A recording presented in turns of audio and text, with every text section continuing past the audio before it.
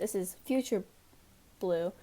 I just want to say that before I start this video, I already have another video that's going to be coming out as soon as this one comes out.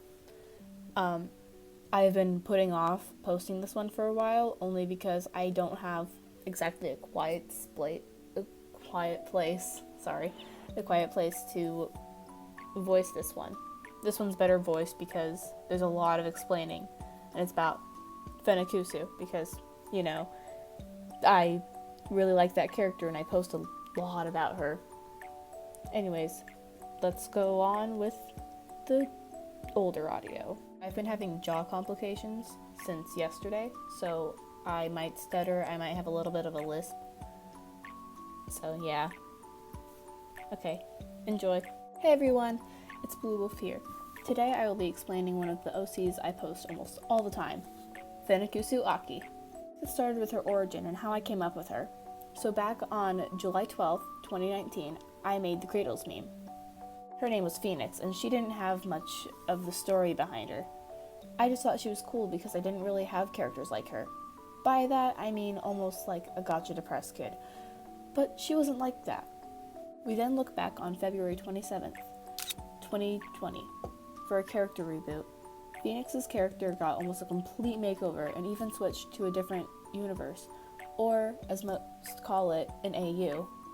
This time she was added to an MHA AU, meaning I had an entirely new AU for the My Hero Academia world. Looking around the internet, you don't really find too many MHA OCs, and I don't think people really post stories of them as much as me. Not trying to sound like a brag because that would be weird. I think what sparked this character is how much I loved that show. I'm literally obsessed with it. But where we come in with attitude, I use Todoroki as a reference. You may be wondering about my Bruno's orange meme and why Deku Izuku Midoriya was in it. So in this world, this is going to sound cliche, the Midoriyas had adopted Fenikkusus after Deku went out with his friends at the mall. At the same time, Fenikkusus was bringing in items to sell to buy food since she wasn't exactly in an ideal home. Since both of her parents had passed, because she just has to have a tragic backstory, of course, she lived in an orphanage. Future me again. I realize how sappy and cliche this sounds. I'm reading over this just now. I completely forgot. I had written this maybe 2 weeks ago. People there were great, and she had no problem there, but she figured she could be doing more. That's why she went to the mall to sell some belongings to get everyone at her home a treat, since no one really came by, and some of the kids had been there for years. She was there for 4 years. Which means Phoenix Autumn. That doesn't really make sense, I know. And if you'd been paying attention, she has little change in her hairstyles. You also know that she's only 12 years old. I decided that maybe that was too young, and now she's 14. But I don't want her to be super young anymore. At one point, I decided to make an entire class for her. I drew everyone in her class. I would redraw them, but drawing 18 people is very hard. Now that would probably be considered 19. I've added more to the class. What happened to her family, you may be asking? Fenikkusus wasn't an only child. Actually, she has an older sister. When her sister Yami was born, her parents couldn't take care of her. They weren't very wealthy and they were too young. They had to give her up for adoption. I guess that's just how it is with both their daughters, right? That wasn't funny. Fenikkusus' parents didn't tell her about her sister for plot convenience. What happened to her parents is the ongoing question, right? Blue, just get on with it, right? Hang on, I'm getting there. When Fenikkusus was about 10 years old, her father went to work and came back, usually late, and usually he came around at 5 in the afternoon. This time he came around 9. Fenikkusus was in bed at this time. Her mother had tucked her in and her dad came through the door. Her mom told her to stay. After a few minutes of arguing broke out. Fenikkusus had heard her mother screaming and immediately ran out of her room to see what happened. Her mother was on the ground at gunpoint. In shock, she looks up at her father.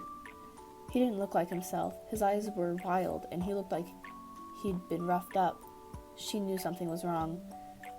The gun cocked, and all of a sudden, she blacked out. Her eyes to see her mother right beside her. Her mother told her to run. What happened to her father?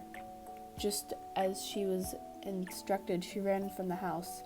She could see only a glimpse of what used to be her home, now being engulfed in flames. She ran into town and to the police station. She told them all that she could remember, and they had her placed into a new home. As I tried to explain my social suffer meme, Fenikkusus was blind in her left eye. After a bit of that change in her design, I realized that she had a scar on her left. Usually, when I add flaws or backstory to characters, it's put on the left, if you pay close attention. Part of my OCs have a little bit of me in them. The left side is chosen blindly, and from what I understand, it's probably a habit from January. Back in January, I was in an ATV accident and injured my left leg. I didn't break it, but I was put on crutches since I couldn't put weight on it. To this day, I still have issues with it. As I was explaining before, I got into the left situation. My speech just a little bit. Actually, the left side of my jaws, of course it's always the left side, it's also having issues there. So yay, you know more about me. Fenikkusus was walking home and took the wrong direction. She ended up on the street she had never been in. She ran into a stranger that looked similar to her. We later learned that this is her older sister. I'll get to the names later. Her quirk is Ghost. This means that she can phase through walls and go invisible. Better example, Danny Phantom. Anyone she phases through... Anywho, when she phases through Fenikkusus, both quirks malfunction, and since the ghost quirk almost flickers, it causes a sharp pain and blurry vision in Fenikkusus' left eye. Here's some of the names. I have a lot of OCs for that AU, but I don't really use them. But here are some of the main ones. We got Fenikkusu Aki, Yami Aki, Mei Suzuki, Hitoshi Yamada, Sakura Bunko, Misaki Tokoro, and Kaio Saki. It sounds like a lot, but just wait until there's an entire high school class in the mix. Thank you guys for watching. Bye! Oh yeah, and if you guys have questions for that Q&A I just posted, go ahead and ask away. I don't mind any questions. I just figured it would be a good idea to celebrate. Bye!